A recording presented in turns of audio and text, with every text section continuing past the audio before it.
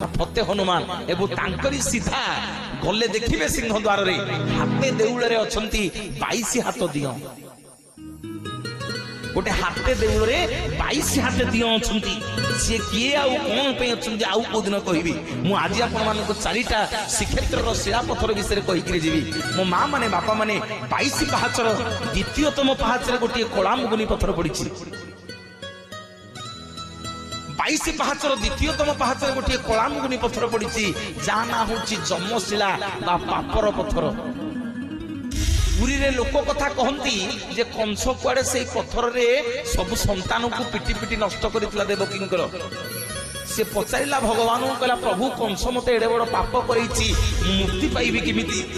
ना काली बड़ देउल रे तू पहाच होइकरी पड़िबु मो भक्त मानकर पादर धूली रे तो पाप धोई हिजिवो किंतु मां माने से शिला पत्थर ना होछि जम